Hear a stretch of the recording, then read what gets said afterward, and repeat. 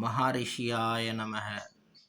ஜாதகத்தில் பஞ்சமாதிபதி சுப கிரகங்கள் மூலியமா பார்க்கப்பட்டு இல்லை அந்த பஞ்சமாவதி மூலியமா பஞ்சமஸ்தானத்தை பார்த்தால் இது மிகப்பெரிய சுபயோகம். இந்த யோகம் இருந்தால் அப்பாவுக்கு நல்லா தேஜஸ்வியான குழந்தை பிறக்கும், அறிவுள்ள குழந்தை பிறந்து அந்த வீட்டை அந்த குழந்தை மூலியமாக நல்லா டெவலப்மெண்ட் கிடச்சி, நல்ல கீர்த்தி கிடச்சி, நல்ல விசேஷமான யோகங்கள் மூலியமாக அந்த ஃபேமிலி ஃப்ளோரிஷ் ஆகும்.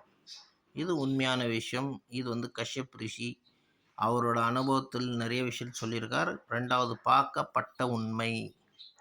மகரிஷியாய நமக.